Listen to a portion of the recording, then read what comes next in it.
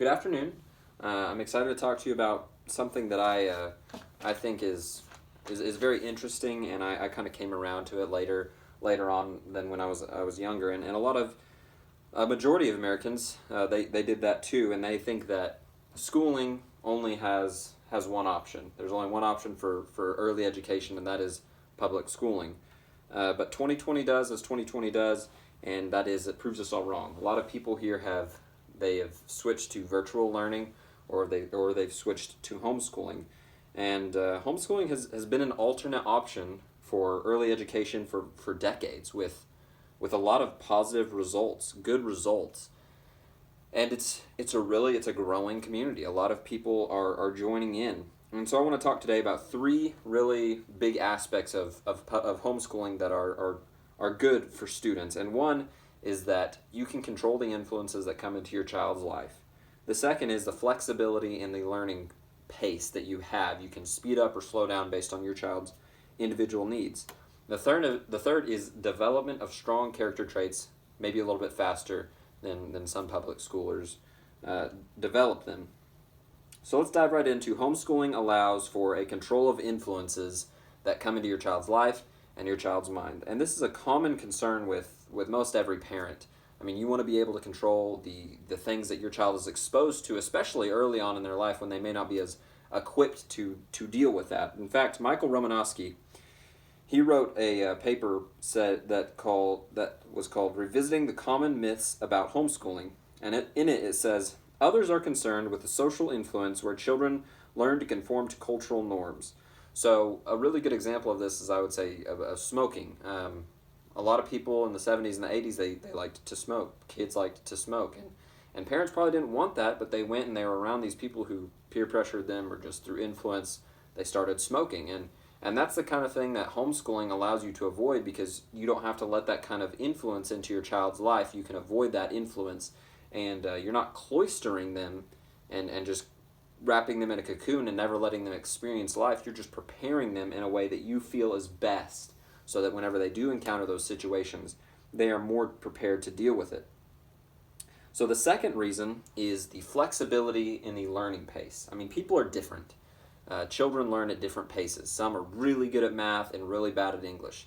And homeschooling allows for you to come into a subject that you may be struggling with, whether it's math, English, or science, and you can really focus on that and spend more time learning about it and developing your skills in that, and speed up in areas that you just really click with, which leads you to not be bored and also not get left behind in a subject where you might be in public school. In fact, a study by Jesse Thomas that was titled "Perspectives of Homeschoolers Motivated by Religious and Moral Reasons," he said that one of the main reasons, he said, for example, three main themes that emerged from Sable's 2018 analysis of homeschooling parent perspectives were a flexible learning structure, quality time with family, and the support of like-minded individuals.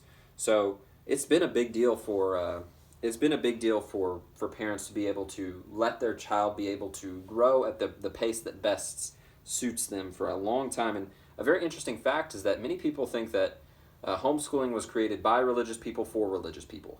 But the truth is that it was actually started by the more liberal, left-leaning individuals in America who thought that it wasn't for religious reasons. It was for they felt that public school was not a good environment. It was not a good enough environment for their child to learn in, and so they wanted to control that environment and make that environment better. And I thought that was a very interesting fact.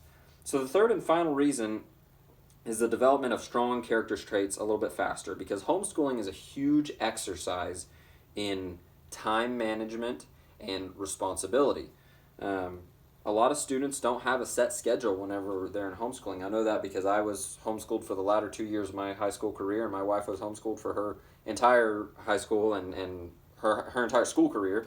And many of my friends who I know that are homeschooled, they didn't have a set structure of you had to have this done by Monday at this time, or you had to have this done by Tuesday at this time. They had you have a week to do this. Get it done whenever you decide to get it done, and that leads you to time management and responsibility, which is a whole lot closer to a professional environment. Because when I go to work every day, my boss doesn't come up to me and say, "You have to have this done by this specific time on this specific day." He just says, you have to have this done by this specific day. And it's it's 4 days from now. So, I have all this time to decide how to use it and the best way to spend it to get that job done, which is a really good character trait for at least going into the professional environment. And there's a couple others that we can't quite cover because I want to talk about a few of the reasons why people don't want to homeschool. A few of the reasons people don't want to homeschool is because, number one, they're worried about socialization. They're worried about their child's socialization. And I have to say, this is a bit of an outdated stereotype. Maybe when homeschooling first began, that might have been a little bit of a struggle because the community wasn't as large. But the community now is huge, and there are co-ops, and kids get to meet other kids all the time. It's not like this. It's not like the stereotypical thing that you think of when you may think of a homeschooler, which is what I think we should be changing our mind about. And some kids are socially awkward, and that's normal, whether it's homeschool or public school, and that's perfectly fine. They grow at a little bit slower rate.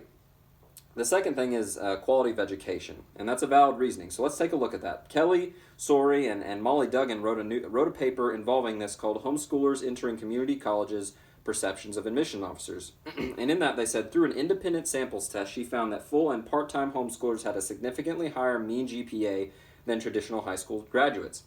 There was another study done for university, and there wasn't really a difference found. So I think that's also something that we can't really say is a valid reason.